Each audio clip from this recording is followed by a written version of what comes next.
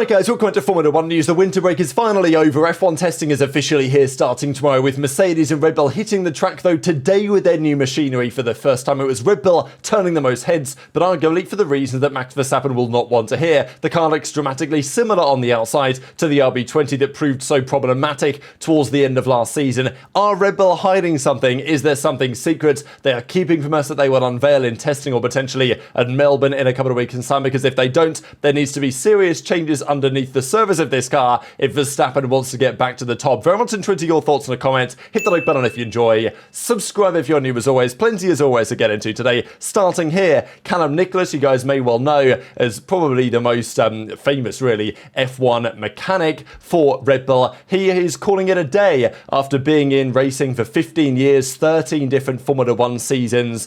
He is going to be a Red Bull ambassador, so congratulations to him on a great and legendary career. And I think for multiple reasons, he just decided that for various, family and other related situations, doing 24 races a year is a serious challenge. So he's moving on to his next steps, wishing him the best, but the drama with Red Bull was not stopping there. Toto Wolff, of course, here in the Bahrain paddock. He was asked questions, of course, on the F175 event, what's happened with Horner and Verstappen getting booed, and Toto was asked the question, like, were you booing Horner as well? It might have been tempting, but he says, no, I wasn't. Absolutely, I would never do such a thing. There were 15,000 people doing that, so I had no requirement to do the same thing. But he also did say that as far as Toto is concerned, and I thought this was an interesting assessment, he doesn't think Max was booed. He thinks it was just for Horner. I don't think Max was booed, and we shouldn't talk an event down that was mega just because one single individual, Horner, rightly or wrongly, was booed when he spoke. I thought it was pretty funny.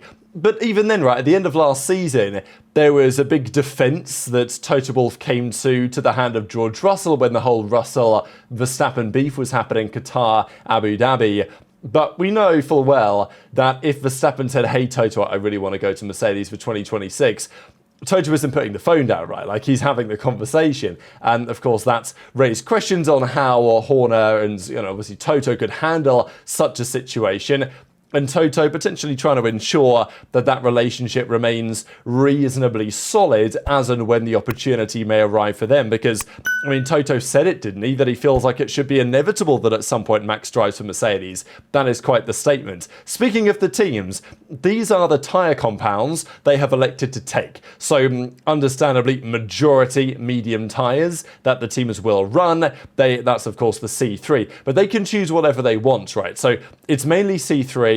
That's the compound that is used most throughout the year, but also for Bahrain specifically and some other circuits, it tends to lean on the harder side. So the C1 tyre, the C2 tyre, the C3, the C4 and the C5 and the C6 are all options.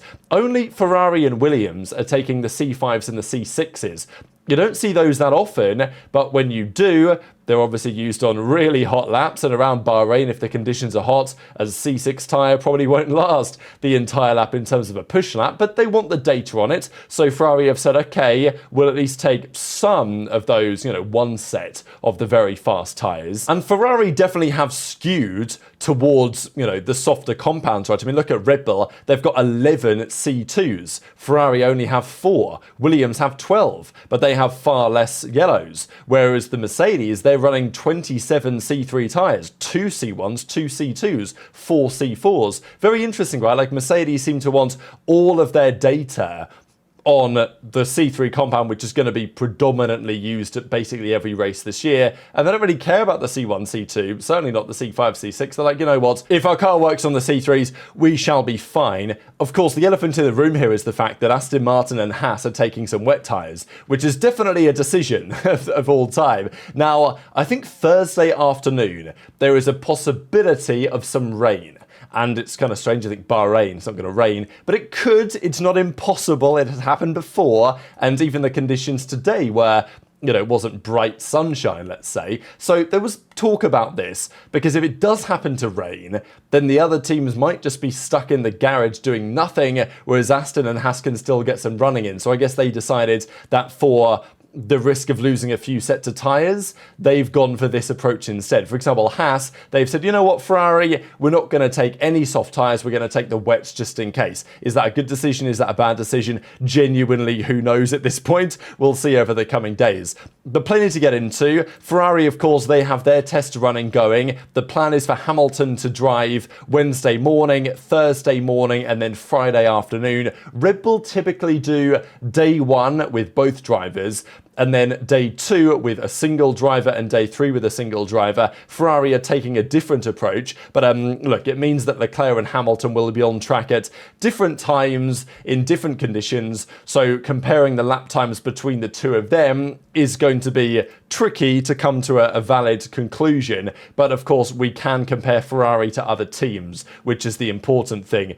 Now, I did want to mention, these were the times from last year in testing, and this is what we found. So, is there a correlation? Yes, historically, there is a correlation between testing and what happens when the season actually starts. But I would say the correlation is not so much to do with the fastest lap. That is very varied. I would say usually the correlation is in terms of race pace, how the car looks. Is the car locking up a lot? Is there a lot of understeer in the car? Like these other things that they're struggling with. But last year, the Haas was a dog at the start of the season, and they were the slowest car in testing. The Ferrari was fast. They came second in the championship. They ended first in testing. McLaren, in terms of pure, unadulterated lap time, were quite a way off the pace. And the Red Bull was the fastest car at the start of the season before progress was then swiftly made. So it doesn't tell you everything, but every team, every driver knows testing is very important. The drivers will hit the track tomorrow and they will know within just a few laps whether they are in for a good year or not. And to be honest, Verstappen may already know because he was on the track today in the brand new RB21. Now, this is a classic Red Bull reveal because they've not actually revealed anything at all. Well, this is the car, but can we really see any of the car? No. This is what they do. So this is the RB21. It's got the Red Bull livery. It's got Max Verstappen's number 1. Who knows if he'll be able to have that next year? That, of course, is a big question of the moment. And this, another image. Can you see anything? Can you see any of the detail of the side pods, of the floor? No, there's not enough detail. But, of course, the car did today hit the track. And then we could see exactly what was happening. This was the first shots we got of the brand new RB21 hitting the track for the first time. And it's a very important moment and season for Max. Of course, he is a 4-time consecutive world champion. This year, he's not considered the favourite. Lando is considered the favourite, but it's so difficult to count Max out because he's probably going to destroy his teammate, and if the car is reasonably good, Max will find himself in the mix. That's how it will be. But if the car isn't the best car, or particularly close to being the best car, Max's chances are drastically reduced in terms of repeating what he's done for the last few years. Max said the following on the state of the car: "We are confident it is the right direction, but let's see how much we can extract out of it for this final season with the car." So I will say, Red Bull are not especially gung-ho compared to how they have previously been. You know, it's okay, wow, a driver is confident in his car. Shock, right? Like more news at 6 or whatever. But the reality is that I thought Verstappen and the team might be a little bit more optimistic. You know, I think this is the bare minimum you say, isn't it? Yeah, we're confident we've chosen the right direction. It's like, well, it's not telling me the car's going to be rapid back to the front, back on top and all this. They're saying, yeah, last year we made some mistakes. This year we're hoping and we're confident that we've got it right. It's like, you're obviously confident because why would you have chosen that direction development? It's like, if you're going to develop your car for the new season, you're obviously confident it's the right decision, otherwise you can't have chosen it. So I just think that Red Bull's wording before the season, they may come out with an excellent car, and this may be irrelevant, but it's always interesting to look at how Ferrari are speaking, very optimistically, as always. I mean, but that's every year, regardless of how good their car is or bad it has been historically. McLaren are very optimistic. Even Mercedes, I think, have said quite a lot over the last few days and shown us quite a lot. We looked at their car yesterday, some pretty drastic changes they've made. Red Bull are saying, oh yeah, we're confident. We're confident we've made the right decision, but it's not super clear. And even Max said this: my motivations there last year was not straightforward. I am very excited and hopefully we can improve our car. hopefully we can improve our car. Like, surely guaranteed you improved your car, right? So I think for Red Bull, their comments are slightly different to usual. It's no doubt they've made some serious changes to their machine, probably more so under the surface than we're going to see on the surface. And they did make progress with the car at the end of last season, right? They did dial out some of the issues that it had. But still, in obviously, Abu Dhabi and whatever, and other races in a similar time frame, Norris was pretty dominant, as was the Ferrari even over the Red Bull on many an occasion. Just to add to this, actually, I've just seen this having recorded the video. We know what the limitations were from last year, so it's important that we assess the speed in the coming days and see if we have improved. We don't have much time until the first race, so we hope to do a lot of kilometers with the car during the test and do a lot of runs to understand where we can find time. At the moment, I don't have any goals for the season because we don't know how competitive we are. So, it doesn't sound great, does it? I'm just saying it as it is. But this is the new car in the flesh. We'll look at some of the comparison shots here in a second. But I did want to notice before we discuss the side-by-side, some of the other side-by-sides over the last couple of years. Because the Red Bull, all intents and purposes, looks similar to what it did in the first year of the regulations. I think it's a testament to how incredibly well Adrian Newey designs the car. The car looks very similar. This is the Aston Martin render for this season, and it actually looks different to this on the track, but this is pretty much what it looks like. You guys can tell the level of aggressiveness here with the design of the side pods and the engine covering these sort of elements, and even the suspension as well. This is what Aston Martin had in the first year. It looks almost comical in hindsight, doesn't it? Like, the differences between this car and this car. It's actually kind of amazing what they were doing from the side pod, the inlets, the way that looks like. I mean, okay, they're trying to expose a good area of flaw. They recognize that was important. But it's no surprise, really, looking back, that this car was bad. And presumably this year's Aston Martin's going to be faster. I mean, at least than the 2022 car. But it's amazing the level of changes that they've made over the last few years at Aston Martin compared to what Red Bull have done, for example. And the reality is that this new Aston Martin looks pretty similar to the Red Bull. It looks pretty similar to the Ferrari and to all the other cars that have converged. I think what has been very clear over the last couple of days is that these cars, it's the final year of the regulations, right? Like, these cars look pretty similar, and they should, hopefully anyway, perform pretty similarly as well. Now, the other question I wanted to raise before we discuss the Red Bull images, is it possible that Red Bull are pulling off a W13? If you guys remember, at Barcelona testing in 2022, this version on the right-hand side was the version that they were running with the very traditional-looking side pods on it, and it was like, yeah, that's a Mercedes. But in 2022 Bahrain, they then, of course, unveiled the zero pods, right? And this was such a mind-blowing moment as a fan of F1. That was what they did in 2022. They hid the zero pods from public view until it was right there, ready to be unveiled. But in 2025, a few years on, the final year of the regulations, is it likely that Red Bull have hid something drastic from us, that they're returning to zero pods and they don't want to tell us? I think it's very unlikely, and I think we might have heard something about it anyway. So what we see in a second, maybe we have to take it as it is, which maybe is a bit concerning for Red Bull. Just wanted to share this shot as well. This is an image of the new Mercedes, and if you look at it from this angle, you'll say, where even are the side pods? Because they don't appear to be here. They are here. They're just very undercut and kind of hidden from view with the upper side of the side pod, but the top of the side pod almost looks like a wing in this one. You can see how much exposed floor there is. So that's what the teams are doing nowadays compared to what they were doing several years ago. And this was that new Mercedes. And you can actually see, certainly from this angle, how from the angle that we just showed, you wouldn't be able to see any side pod just because of how aggressive that design is with the overbite as well. So look, Mercedes, we looked at the car yesterday. They've made some reasonably substantial changes with the way that things have gone. This, however, is the new Red Bull car on the track today. The RB21 for the filming day in the hands of Max Verstappen. Now, firstly, of course, worth noting that Red Bull got it right from the first year, right? Newey designed the suspension and it stayed pretty similar to what we've seen over the last few years. There was discussion that McLaren have taken the anti-lift, so we talk about anti-dive on the front suspension, preventing the car from moving as much as it might do. There's also anti-lift on the rear suspension. Under braking, it will change the way that a car handles. It seems like McLaren have ramped that up to some degree on the rear. Red Bull apparently have been pretty static with it. And this is the RB21.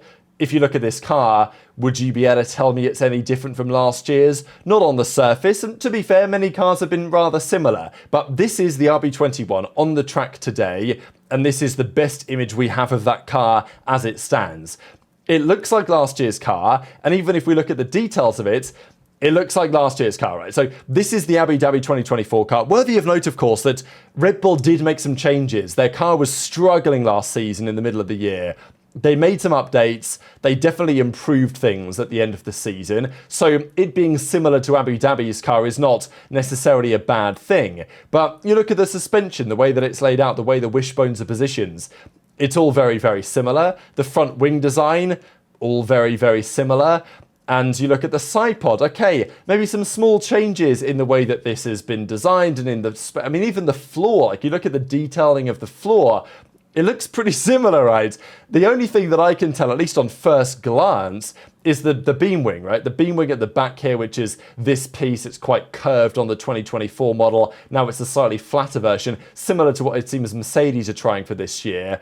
And maybe a couple of other notable changes as well, I guess, to the air inlet and the way that that's designed. That does seem a bit different in this kind of area here where the Red Bull logo is. So it's not like it's the same car, but, you know, we're hearing Mercedes say they changed 99% or even 100% of the aerodynamic surface. They've not changed everything on the car under the tin. Like, it seems that Ferrari and McLaren have been more extreme with their developments than Mercedes have. But still, Mercedes have changed every single aerodynamic component to compensate for what they're trying to do. They're trying to package the car more tightly so they can generate better aero efficiency in a straight line. And I know that in some respects, Red Bull got this right because they nailed it more than other teams did. But still, the fact that on the surface, the car basically looks the same is definitely a surprise. Now, as I say, there are some things you can point at, the beam wing, this side element that I just mentioned, and I guess there are some tweaks maybe here to the way that the elements are designed around the front wing and the front suspension.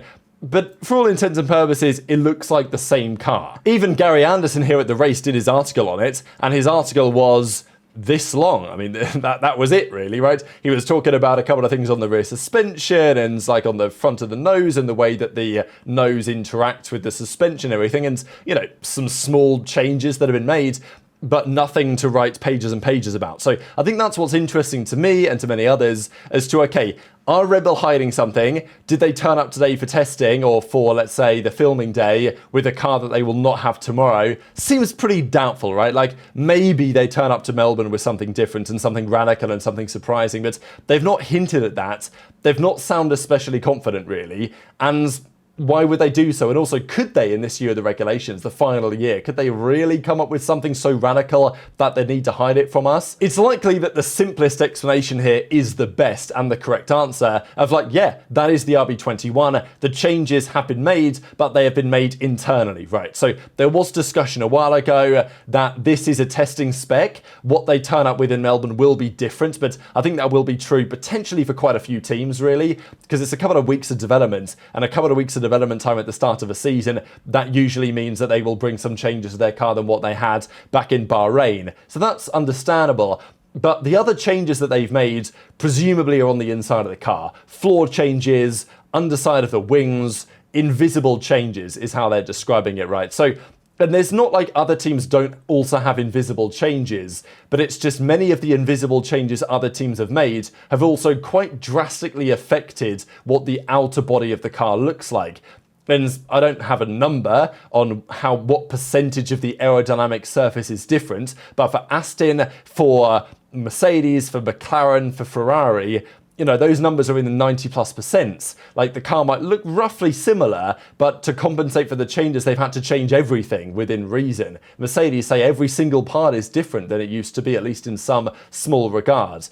You know, that number isn't massively relevant, but it's interesting that Red Bull have come out today and they haven't exactly blown the world away in terms of what they've shown us on the track. So again, the bottom line is, how quick is it going to be, right? Because Red Bull, maybe they understand their concept better now. They've changed the things they need to change. They believe their aero is good enough to win the championship. But I don't think Max Verstappen is going into this year particularly confident that he's going to defend this title with ease. Maybe he thinks that he still has a chance, but I think that's what Verstappen thinks. I don't think Verstappen's going in with the mindset of, yeah, I've got this one locked down. Because last season, like, remember the stuff that Red Bull was saying, like how confident they were in the way that a car was going, and Max at testing saying the car does everything that I want it to do, like it's perfect and everything. And sure, like it was until it wasn't. And we haven't really seen that from Red Bull this year. But at the end of the day, what is talked about before the season just doesn't matter. Like if you had to order the championship on pre-testing confidence, you'd probably put Ferrari first, McLaren seconds, probably Mercedes third, and maybe Aston fourth or something, right? Like Red Bull don't seem as confident as they otherwise might be, but that does not necessarily at all reflect how good the car's actually going to be when it gets to the track. But intrigued to your thoughts, as always, in the comment section below. Thanks for a load of new subs as well yesterday. I think I mentioned that we got to 68k, so I've got a couple hundred new subs. So yeah, appreciate all of you on the road to 70k and beyonds. Hit the like button if you enjoyed, subscribe if you're new, take care, and I'll see you next time.